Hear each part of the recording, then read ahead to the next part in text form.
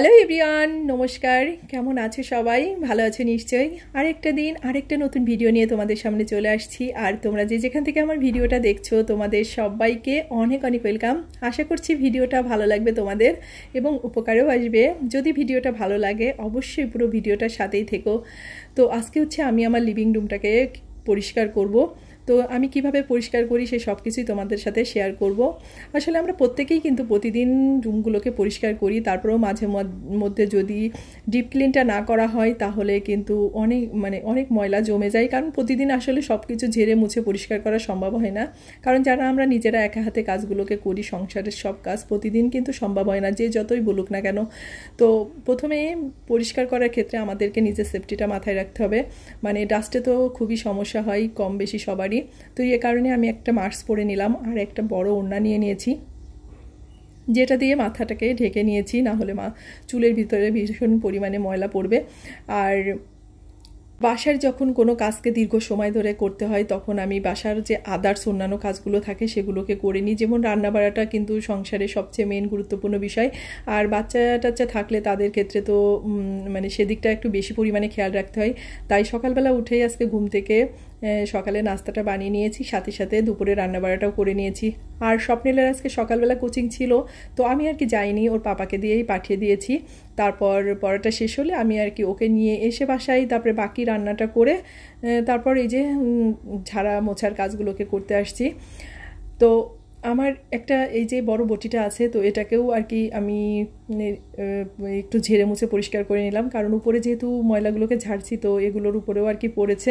এটা একটা বড় বটি, যেটা আমি সবসময়ই ব্যবহার করি না, যখন বাসায় আর কি বড় মাছ আনে তখনই আর বটিটাকে ব্যবহার করি। তো এই বটিটাকে এভাবে আর কি একটা কাপড় দিয়ে ঢেকে রেখেছি। তার কারণটা হচ্ছে আমাদের এখানে পাশে আর কি স্বর্ণের কারখানা আছে, তো ওখান থেকে যে গ্যাস আসে তো ওটা লোহার জিনিসপত্র থাকলে না, যেগুলো আর কি সবসময়ই ব্যবহার করা হয় না, অনেক সময় জং ধরে যায়। তো জং ধরে গেলে কিন্তু বটি নষ্ট হয়ে যায়। তো এই কারণে ওটাকে আর কি পুরানো কাপড় দিয়ে ঢেকে রেখে দিয়েছি। আর এই পাশে যে এয়ার কুলারটা আছে, এর আগেও আমি একদিন বলেছিলাম আসলে এয়ার কুলারটা এখন আর ব্যবহার করা হয় না, কিন্তু ওকে আর কি মুছে টুছে পরিষ্কার করে সবসময়ই রাখতে হয়, যেটা একটা বাড়তি ঝামেলার মনে হয় আমার কাছে। তো এই যে সুপাগুলোকে সামনের দিকে টেনে পিছনটাও ভালো করে ঝেড়ে মুছে পরিষ্কার করে রাখছি। কারণ সুপার পিছনের দিকটাও কিন্তু অনেকটাই ময়লা পড়ে। আর বললামই তো যে আমাদের কিন্তু সবসময় এগুলোকে এইভাবে টানাটানি করে পরিষ্কার করা সম্ভব হয় না।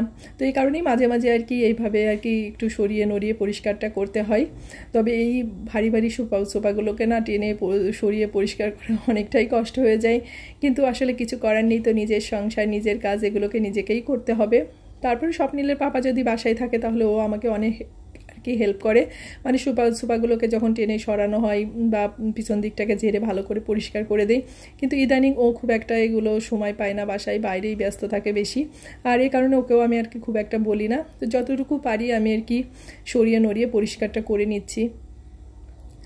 আর এই সোফাগুলোতে যেহেতু ফিক্সড কভার থাকে, তো এগুলোকে একটু, যেহেতু আমার বাসায় ভ্যাকুয়াম ক্লিনার নেই, তো আমি এটাকে একটা পুরানো আর কি ভারী প্যান্ট আর কি, যেটা জিন্সের প্যান্ট, সেটা দিয়ে একটু জোরে জোরে আর কি বাড়ি দিয়ে ঝেড়ে পরিষ্কার করে নিলাম।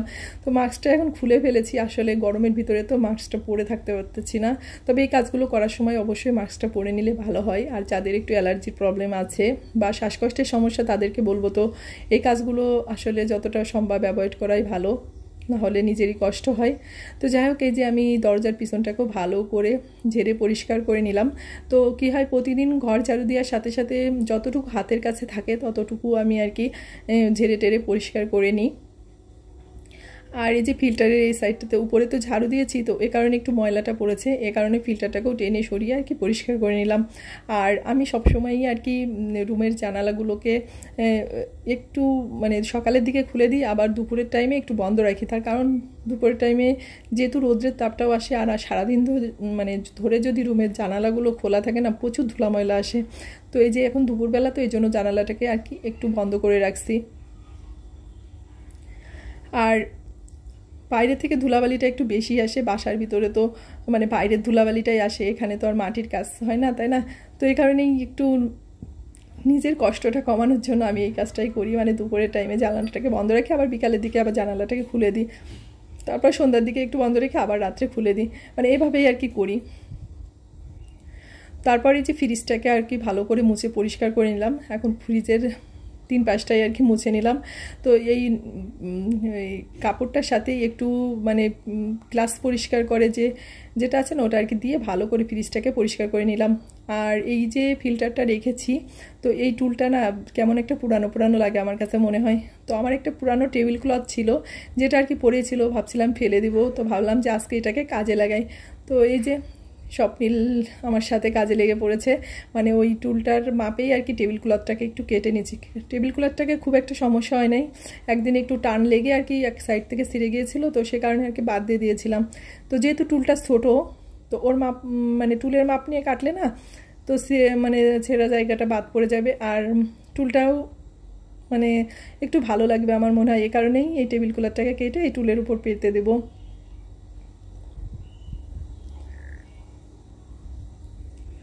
আর সবসময় এই যে যে মানে ঝোলা ময়লা পরিষ্কার করার কাজের আগে আমি রান্না বাড়া সব কিছু কমপ্লিট করে নিই, কারণ মানে এই অপরিষ্কার অবস্থায় রান্না টান্না করতে ভালো লাগে না।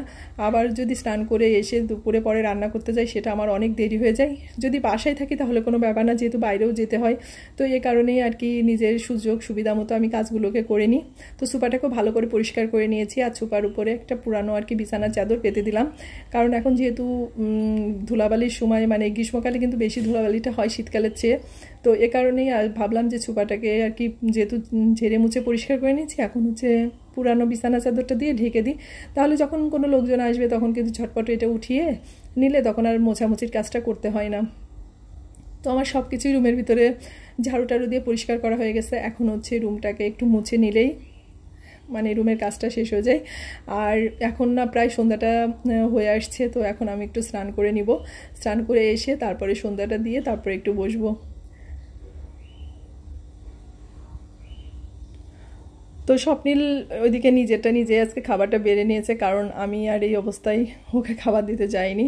আর যেহেতু বাসায় কেউ নেই, ও একাই আছে, তাই ওকেই আর কি নিজের কাজটাকে নিজে করে নিতে হচ্ছে। তো এখন সন্ধ্যাবেলা সন্ধ্যাটা দিয়ে দিয়েছি, এখন স্বপ্নিল বলছে মা আমাকে একটু কিছু করে দাও।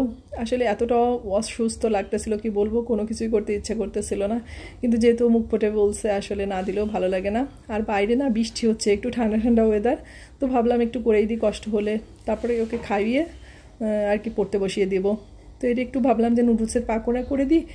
তো একটু আলু গাজর পেঁয়াজ আর একটু কাঁচামরিচ কেটে নিয়ে নুডলসটাকে হালকা সিদ্ধ করে মেখে বেসন দিয়ে ভেজে নিচ্ছি। তো সবাই আর কি কম বেশি জানে নুডলসের পাকোড়া কীভাবে করতে হয়, তাই এটা রেসিপি তো আর শেয়ার করলাম না। আর সন্ধ্যাবেলা তো এখন একটু মানে টিফিন টুফিন দিলে আর কি ভালো হয়, মানে বাচ্চারা একটু আগ্রহ প্রকাশ করে এখন খাওয়ার জন্য। তো যাই হোক ওকেও দিয়ে দিলাম, আমিও দিয়ে একটা খেয়ে নিলাম। ভালো থেকো সবাই, তোমাদের সাথে দেখা হচ্ছে পরবর্তী ব্লগে।